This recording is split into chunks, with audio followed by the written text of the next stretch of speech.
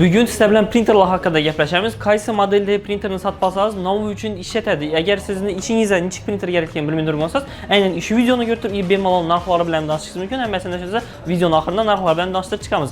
Birinchi variantimiz bu Canon 3010 variantimiz bo'ladi. Canon 3010 printerimiz bu faqat skaner etib beradi. Черно-белый pechat oladi. Bunda цветной bo'lmaydi. Agar siz buxgalter bo'lsangiz, sizga tez narsa chiqarish kerak bo'lsa, skaner etish kerak bo'lsa, aynan Canon 3010 modelimiz zo'r variant. Ko'p yillar davomida sizga xizmat etib beradi. Umuman zo'r printerlardan birisi. Sizga цветной variant kerak bo'lsa, цветной pechat kerak bo'lsa, цветной pechat uchun 3 xil variantimiz bor. Bularni hozir bir-biridan farqlantirib chiqamiz.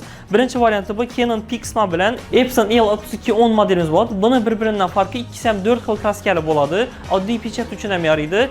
Bir-biridan aytadigan farqi bu kartrijli variant bo'ladi, bu lazerli variant bo'ladi. Bir-birida rasmni pechat etganida, цветной pechat etganida kачествоda farq etishi mumkin. Shuning uchun Canonning narxi Epsonga qaraganda bahosi arzonroq chiqadi. Buni narxi 1.800.000 so'm bo'lsa, Epson printerimizning narxi 2.80.000 so'm aytib beramiz. Bu umuman zo'r narx bo'ladi. Lekin Canonning ustun yerlaridan birisi, agar siz telefonda pechat etacak bo'lsangiz, yo kabelsiz yerda pechat etacak bo'lsangiz, 3-4 устройствоni ulab turib pechat etacak bo'lsangiz, bu variantda Canon zo'r bo'ladi. Chunki esa Canonda Wi-Fi bor, besprovодной pechat etsangiz ham bo'ladi. Epson printerimizga kelsak, Epsonimiz bu aynan 3210 modeli Wi-Fi siz variant bo'ladi. Bunda lekin Wi-Fi li modellar ham bor, narxlari bir-biri bilan farq etadi. Bu ham shu prosta raznoцветный pechat etacak bo'lsangiz yaraydi, lekin rasm pechat etish uchun kачество sifatini zo'r etib bermaydi. Lekin aynan siz rasmchi bo'lsangiz, sizga qalin qog'ozlarda rasm chiqarish kerak bo'lsa, zo'r xil printer kerak bo'lsa, bu aynan Epsonning 8050 modeli bo'ladi. Bu 6 kraskali variant bo'ladi. Bu tsvetlarni ham zo'r chiqarib beradi. Tsvetni bir-birini aralashtirib, boz tsvetni o'zinikidan chiqarib beradi.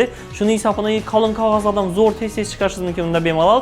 Bergi printerlardan aytadigan farqi shu bo'ladi. Buni rasmchilar uchun aynan Epson 8050 toza modelimiz umuman zo'r. Narxidan keladisak, sizlar uchun 3.450.000 so'm aytib beramiz. Bu narx umuman zo'r narx. Любой do'konga sochib kelaverasiz. Endi Canon 3010 ning narxi qiziq. Canon 3010 narxi desangiz, buni 2.625.000 so'm aytib beramiz. Printerlarimiz bizning do'konimizda shuni katta assortimentda bor. Bularni faqat narx pul emas, bemalol turib pasport va plastik evaziga 3 oydan 24 oygacha рассрочка tarzda foydalanib sotib olishingiz mumkin. Kimga shunday zo'r printerlar, zo'r assortimentning eng zo'r narxida kerak bo'lsa, hammangizni Texnobozor do'konimizda kutib qolamiz.